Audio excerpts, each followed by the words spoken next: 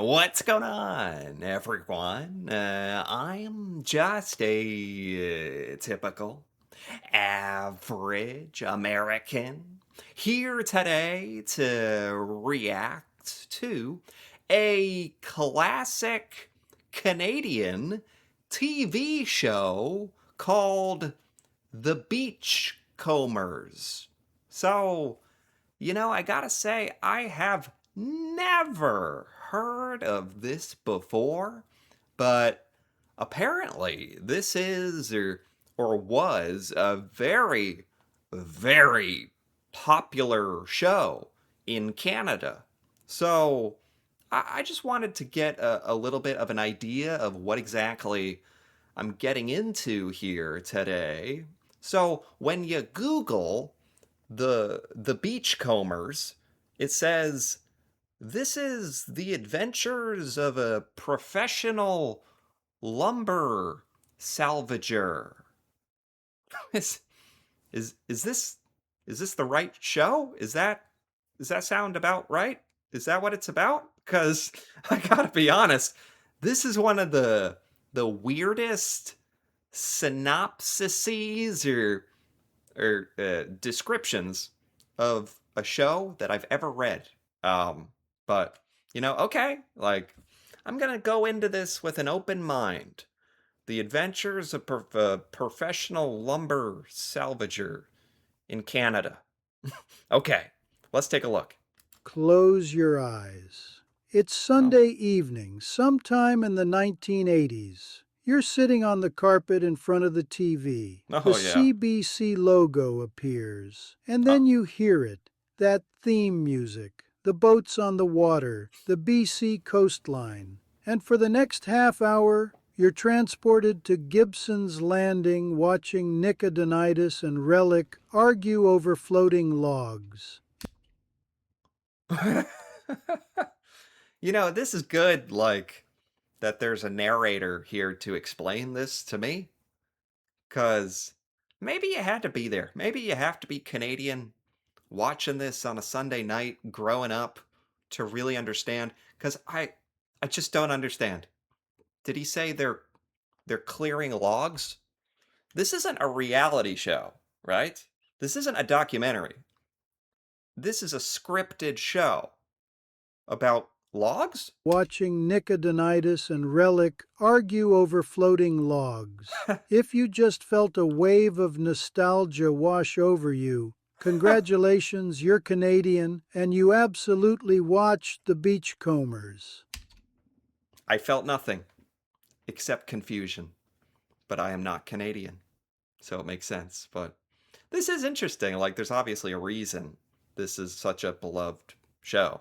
But here's the crazy part, this show ran for 19 seasons, 387 episodes. It was one of the most What? successful Canadian shows ever made. 19 seasons? Didn't they clean up the beach after a while? How did it go for 19 seasons? How do you have enough material? What happens during this show? Well, I think they're going to get into all that, but that just shows you how incredibly freaking popular this was. They don't make 19 seasons of anything anymore. It aired in over 40 countries, and yet, if you ask anyone under 40 today, they've never even heard of it. Oh, Today, I'm telling you the story of Canada's most forgotten show, and I bet you watched it as a kid. The Beachcombers. you have to be you have to be over 40. You have to be 40 or older to really appreciate this. So at least that's my excuse, but also not growing up in Canada. Um so this is a whole experience I just missed out on. The Beachcombers aired on CBC from 1972 to 1990. 19 years. Wow. Nearly 400 episodes. Wow. At its peak, over 1 million Canadians tuned in every single week, and this was the 70s and 80s. The ramifications of that statement, right? That is unbelievable. It's tough to get 1 million people watching anything to this day. And the population of the world has just and Canada has gone up since the 1970s or 90s, or a million Canadians in the 70s, 80s, 90s.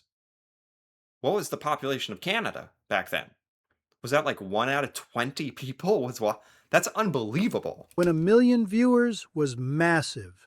The show was simple. Nick Adonides, Hmm. a Greek Canadian log salvager running his business on the BC coast. His rival and frenemy Relic always trying to beat him to the best logs. Molly, who ran Molly's Reach Cafe, the heart of the What? community. What? This is what the show is about. I kind of wish they'd show like an episode or something. Um, I was even trying to look up if you can watch episodes of this on YouTube. They didn't have season 1, episode 1, or I might have gone that route, but they had this little production of explaining the show and the history of the show, which I thought this is a good way to do it, to learn about it. But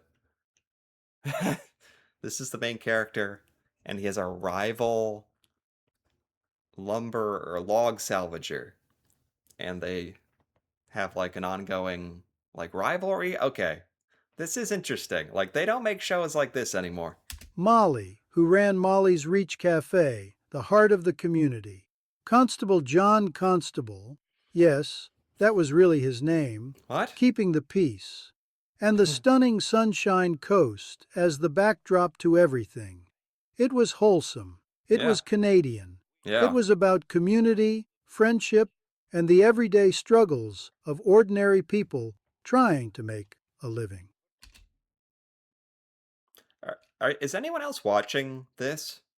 It's very wholesome, like hearing the description of the show. Was he about to impale the main character with a harpoon? This guy. Was he about to throw a harpoon into that guy's back? What kind of show is this? Well, he was stopped, luckily. But they don't, like I was saying, they don't make shows like this anymore where there's actually, it seems to be like a sort of a wholesome message or values behind the show, and it's about people and relationships, not just like da da da da da da da, like input and like bright flat explosions and action. Like I'm sure there's action. He almost killed that guy right there, but it's like there was more to it, and they probably cared more about like the messaging or the dialogue and the storyline. Whereas today it's like clickbait, just slop, meant to hold your attention. The everyday struggles of ordinary people trying to make a living. Yeah. No big drama, no villains, no manufactured conflict, just life on the coast, and Canadians loved it. Wow. For nearly 2 decades, the Beachcombers was appointment television. Families gathered around the TV every Sunday to watch it. And Really? then it ended, and somehow it just Hmm. disappeared from our collective memory. Really? So, what happened, and why did this show matter so much? Yeah. I mean, that's not necessarily a unique thing. When a show ends, even some of the best shows of all time, when they end, a month later, no one's even talking about it. And like that's just kind of how it goes. If you grew up in the 70s or 80s in Canada, the Beachcombers wasn't just a show, it was a ritual. Sunday evenings meant the Beachcombers. It Huh. meant the end of the weekend, the calm before the school week started. That does sound like a nice way to end a Sunday night with like, because he makes it sound like the vibe of the show was like kind of, I don't know, relaxing in a way. But again, I can't get over that guy wanted to throw a harpoon at that guy. It meant sitting with your family, watching something wholesome and familiar. There was comfort in that predictability. And the show looked like Canada. Hmm. Not Toronto, Not Montreal, Huh. not the manufactured version of Canada you'd see Yeah. on American TV trying to pretend they were Canadian. This was Yeah. real British Columbia, real boats, Yeah. real water, real small town life. The That is cool. That is cool. And they're right. Like, the only Canadian TV I was exposed to was Degrassi. And this is very different. Very different. The scenery alone was worth watching. Those shots of the coast, the forests, the water, it was breathtaking. But what really made it work was the characters. Nick Adonidas, played by Bruno Gerussi, Who's this? Fonzie? Is he in this? was the heart of the show. He was charming, hard-working, genuinely kind. He was an Huh. immigrant who'd made Canada his home, and he represented the best of Canadian values. Hmm. Helping your neighbors, treating people with respect, working hard without complaint. Yeah, there. See, he's got his comb. He's got his comb out, like Fonzie. This is cool. The more like it's explained to me, like what made this show so lovable and so popular, um, is much deeper than like the description of like a log salvager making his way in British Columbia. It's a lot more than that, but you need like the passion of somebody who watched the show and loves the show to explain, because you really like do have to be a Canadian who grew up in this era to really explain why this is a good show. And then there was Relic. Robert Clothier played him as this lovable scoundrel, always trying to outsmart Nick, always getting into trouble, but deep down, a good guy. Okay, The dynamic between Nick and Relic was pure gold. They'd bicker and compete, but when it mattered, they'd have each other's backs. sure. Molly's Reach became iconic.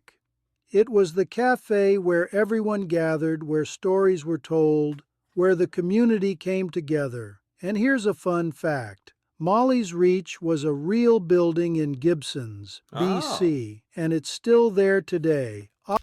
man, if that isn't proof that this show really just like showed classic Canadian life. Some of the set is literally from real life. Operating as a restaurant because of the show's legacy. The Beachcombers felt real because it was real. Real locations, real boats, real weather. They Mm, filmed on the water, which was challenging and expensive, but it gave the show an authenticity you couldn't fake. yeah. So, what made the Beachcombers work for 19 years when so Yeah. many other Canadian shows couldn't survive? Seriously. Do they have the most dedicated fans of all time? 19 years. For some people, that's like 20% of your life is the show. That's a huge part of people's life. 20, 19, 20 years. First, the setting. British Columbia's Sunshine Coast wasn't just a backdrop, it was a character. The show felt like a love letter to that part of Canada. Huh. Even people who'd never been to BC felt like they knew Gibsons. Huh. Tourism increased. The town was put on the map. Second, the chemistry. This show does have action. Look at this. Look at this. This boat ramming into this guy's house. What is going on in this show? The chemistry. Bruno Gerussi and Robert Clothier weren't just acting like friends, they were friends. That authenticity came through on screen. Their relationship felt lived in, natural, Hmm. real. Hmm. The show also featured one of the first recurring Indigenous characters on Canadian television, Jesse Oh, Jim, played by Pat John.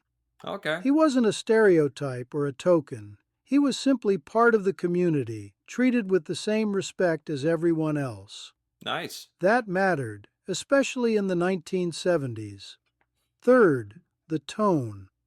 At a time when TV was becoming more cynical, the Beachcombers stayed warm. Sure. Problems were solved. Sure. People helped each other. It was hopeful without being fake. Is that is like an average episode like they're out there clearing logs, boating around, and some kind of conflict or problem happens, and by the end of the episode they got to fix it and learn to get along or like learn something. Is that kind of like how that's what I'm getting so far if I'm trying to put together kind of how the show goes, the format. Parents trusted it. You could leave your kids in front of it and know they'd be okay. Mm. Fourth, it was unapologetically Canadian. The show never tried to hide its identity. Yeah, Small town BC life, multiculturalism, quiet decency, it leaned into all of it. And ironically, that authenticity made it successful around the world. that's so cool. Unapologetically Canadian. I've never seen the show. It was never on that I'm aware of. Um, although I'm not 40 or older, so I think I would have missed out. Or if there were reruns, I didn't see that. Or did this ever air in the U.S.? I don't know, but it's so Canadian. That's one of the coolest things about it. It aired in over 40 countries because it felt real. And finally, consistency. 19 seasons, no dramatic collapse, no sharp decline. The show kept delivering solid stories year after year. That's incredibly difficult to do. No matter what your show is, no matter what it's about, I just gotta say, that's unbelievable. To keep a show going and to a certain standard for 19 years, that's an amazing achievement. Something incredibly rare in television. The Beachcombers deserved better than to be forgotten. It was one of the most successful Canadian shows ever made. It Sure. ran for 19 seasons. It touched millions of lives. And then it just disappeared. But maybe that's changing. Maybe a new generation can discover what made this show special. Maybe I guess that's kind of technically what I'm doing. I'm discovering what makes this show special. I'm also learning it's kind of hard to quantify that kind of thing unless you watch the show for probably like and make it a part it can go beyond that. It becomes part of your weekly routine like it's a comfort show, a Canadian comfort show. Um and it'd be extremely difficult today because there's just so much crap out there now competing for your eyes, and so that's hard if there's like some romanticized vision of this being rediscovered. But whether that happens or doesn't happen, it's like I think it's just cool that this existed, and for a lot of Canadians out there to this day, you probably remember this show very fondly and have a special, emotional attachment to it. And if that's the case, it has served its purpose. You know, whether it lives or dies now, or it served an amazing purpose at the time, and that's a great achievement. maybe we can remember that once Canadian television created something truly great, something wholesome, authentic, and uniquely ours. The beachcombers may be gone, but the memory remains. And sometimes, on a quiet evening, you can still hear that theme song playing in your mind. I can't because I don't know how the theme song goes. But this was fascinating. This was like such an intimate like look into this Canadian phenomenon, this Canadian show that like I've never heard of before in my life. But in this short amount of time, I think I'm understanding why it meant so much to so many Canadians out there. Um, Interesting idea for a show. Obviously, they struck gold, and people love this for a lot of different reasons. And yeah, it was really cool to get a glimpse into this. As an American, I feel like not many of us have ever gotten to do that. So this was cool. Anyway, if you enjoyed this, feel free to give this video a like or leave a comment, especially if you're Canadian, especially if you remember this show, if you watched this show. That'd be awesome to hear about and what it means to you. That'd be cool. And if you're interested in more videos like this, me reacting to Canadian things that I've never seen before, feel free to subscribe for more. And until then, thanks for watching and see you next time.